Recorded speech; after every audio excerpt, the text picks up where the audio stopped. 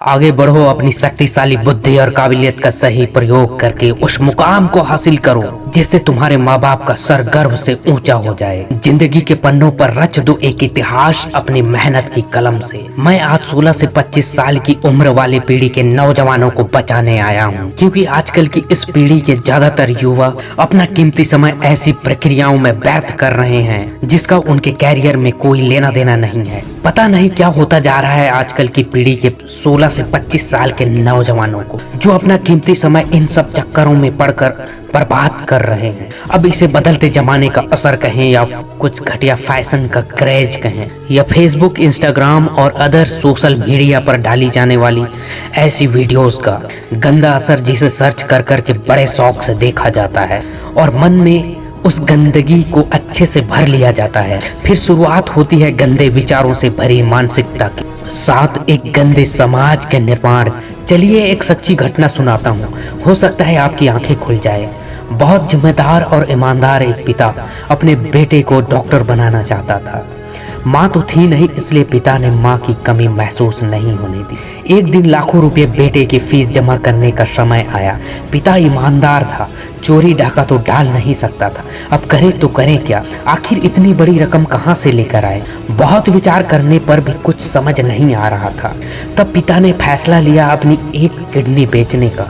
जमाने की तमाम ठोकरें खाने के बाद जब एक बेटे के तजुर्बेदार गरीब पिता ने बड़े विश्वास के साथ ये सोचकर अपनी एक किडनी बेच दी कि अब मेरे बेटे अपनी MBBS की पढ़ाई पूरी करके डॉक्टर बन जाएगा, बेटे का भविष्य बन जाएगा और खानदान का नाम रोशन करेगा। लेकिन दूर हॉस्टल में बैठा बेटा तो कैरियर को दांव पर रखकर अपने पिता के सपनों को पैरों तले रौंदता हुआ किसी लड़की के प्यार के चक्कर में इतनी पगला गया कि धोखा मिलने पर अपनी जान देने के लिए 30 फीट की एक बिल्डिंग से कूद गया। शायद किस्मत को कुछ और ही मंजूर था, जिस वजह से बेटे की जान बच गई। हो सकता है दूर बैठे उस गरीब पिता की ये दुआएं थी जिस वजह से बेटे की मौत टल गई।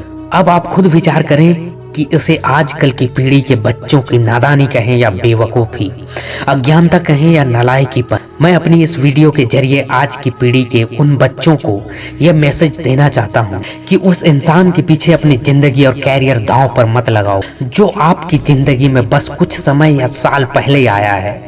जिंदगी उनके लिए दांव पर लगाओ जिसने तुम्हें यह जिंदगी दी है, जो जन्म से तुम्हारे साथ है।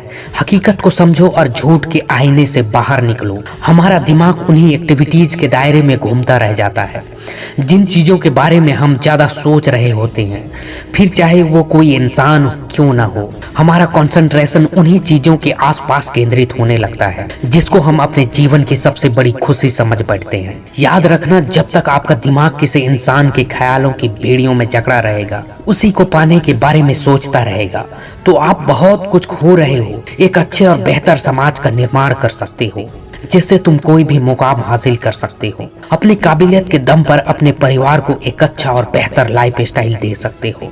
एक अच्छे और बेहतर समाज का निर्माण कर सकते हो, और ये तभी होगा जब तुम अपने दिमाग को उन सब थॉट्स से आजाद कर दोगे जो तुम्हारे कैरियर के लिए जरूरी नहीं है। बस आखिर में यही कहना चाहूंगा कि अट्रैक्शन को मोहब्बत मत समझो और मोहब्बत को कैरियर मत बनाओ।